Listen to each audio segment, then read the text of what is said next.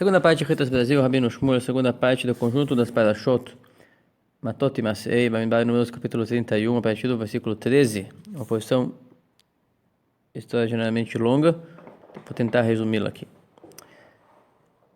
Ontem, voltaram da batalha contra Midian, trouxeram despojo em pessoas, mulheres, crianças, animais, e roupas e vasos, instrumentos, tudo que é despojo, objeto de valor. Trouxeram até Moshe. Saíram Moshe e Elazar, o sacerdote, e todos os presidentes para fora do acampamento, e Moshe ficou furioso com os líderes que lideravam os generais, que comandavam milhares, aqueles comandantes de centenas de soldados, comandantes que vieram da guerra, e eram responsáveis pelo que acontece pelos seus subordinados. Disse a eles Moshe: vocês deixaram vivas as fêmeas? Elas eram um obstáculo para os filhos de Israel, como aconselhou Bilam, a atrair Deus, a enfurecê-lo, através da idolatria de Peor, e elas causaram a epidemia, a morte súbita na congregação de Deus. Bilam disse para os midianitas, depois de não conseguir amaldiçoar Israel no caminho que ele pensava: como é que vocês querem vencer esse povo, se os egípcios tinham os melhores combatentes do mundo e instrumentos mais avançados de guerra e não conseguiram? Vou lhes dar um conselho astuto. Deus desses homens odeia a prostituição, a promiscuidade. Então, bota suas mulheres e jovens para seduzir esses israelitas. E elas, depois da sedução, ofereceram para eles fazer idolatria, e com isso veio a epidemia sobre Israel. E agora, diz Moshe,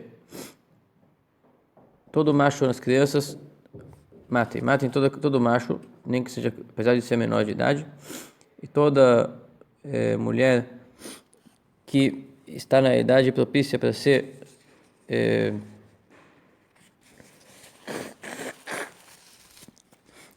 desposada, para ser envolvida naquela promiscuidade que eles propuseram,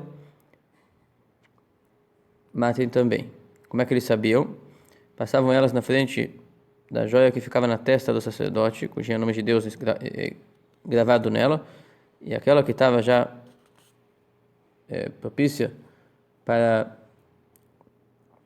essa relação, seu rosto empalidecia e entrava aqui nessa condenação por ordem profética.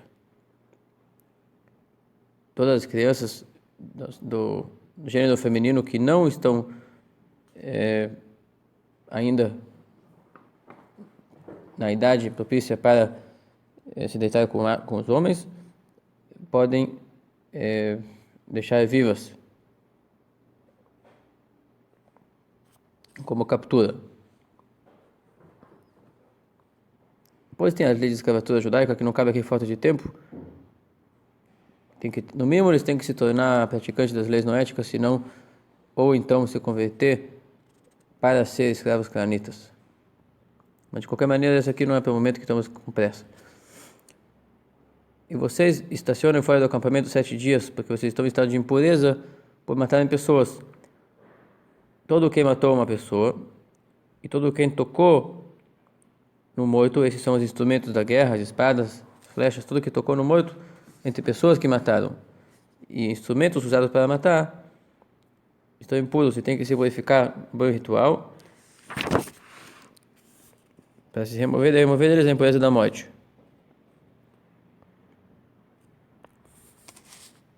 No terceiro, tem que mergulhar no banho ritual, no terceiro e no sétimo dia, contar 7 dias e mergulhar no banho ritual e respingar, aspergir neles o pó da vaca vermelha misturado com água. E toda roupa ou utensílio de couro, todo utensílio feito de cabras ou de animais, dos ossos, dos chifres, das patas, todo instrumento de madeira deve ser purificado. Ele recebe a impureza ao tocar no morto ou ao tocar numa espada ou no instrumento de morte. Ele tem que ser purificado no banho ritual e aspergido sobre ele o pó da vaca vermelha misturado com água.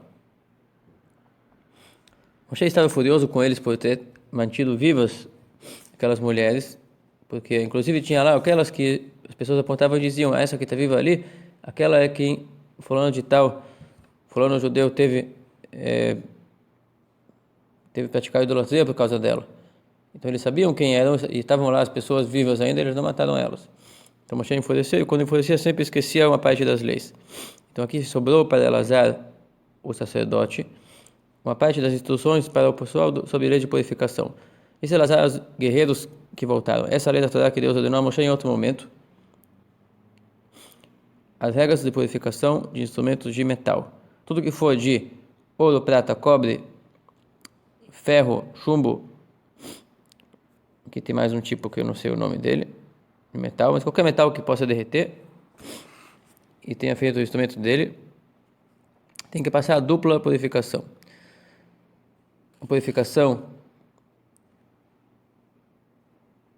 dos alimentos impuros, se for um vaso para alimentação, então tem que remover dele, se tiver sugado dentro dele, nas poros do metal, se cozinha lá um alimento não kasher, um alimento impróprio, fica incrustado no metal, entre os poros, um pouco de gordura proibida.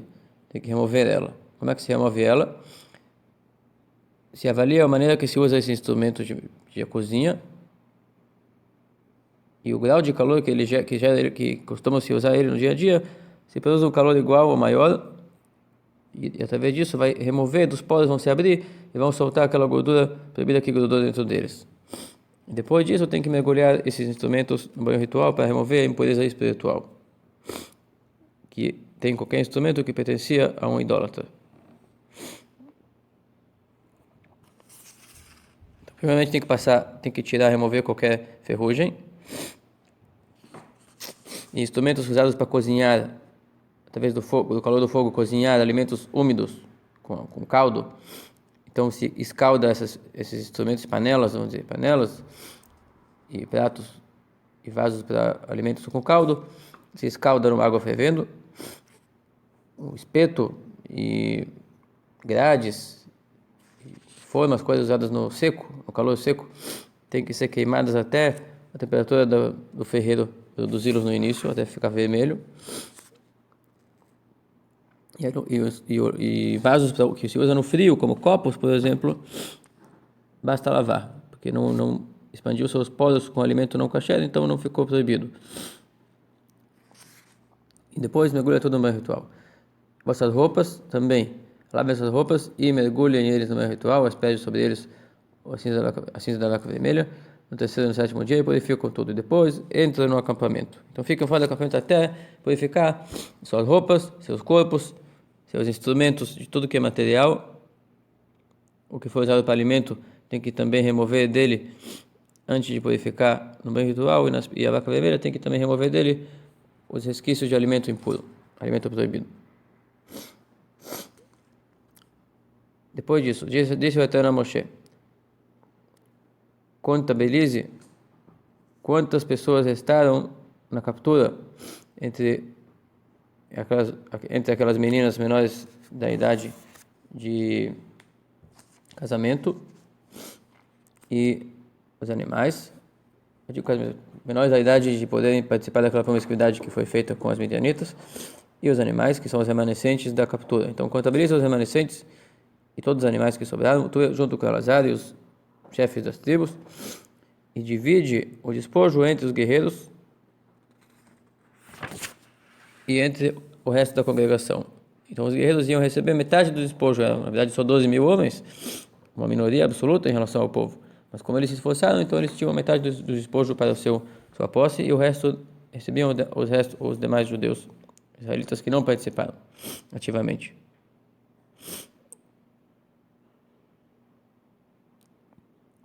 A partir do que foi dado aos guerreiros, cobre uma doação, um imposto para Deus. De cada 500 criaturas vivas, vai uma para Deus, seja dos seres humanos, animais, jumentos, do gado, dos jumentos, do rebanho. De cada 500, um para Deus. E essa parte der para Elazar. Então, a princípio, vai ser um de 500 vai para Elazar. Então, na verdade, eram 12.000 pessoas. O despojo de 24 pessoas, equivalente ao que recebeu 24 pessoas, foi para Elazar, o sumo sacerdote, como doação. ele apresentava a Deus ao receber essa doação.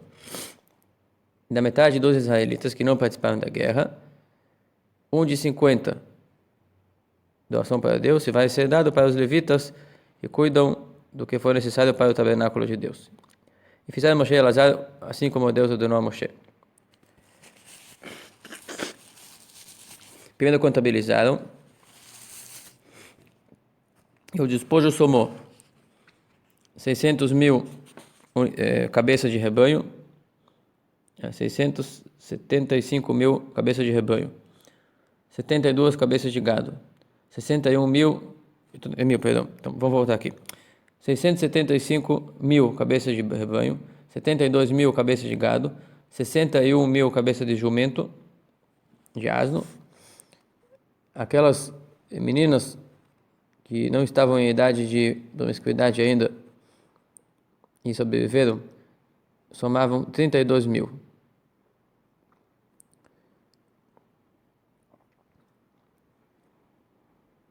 E com isso a porção dos guerreiros somou em rebanho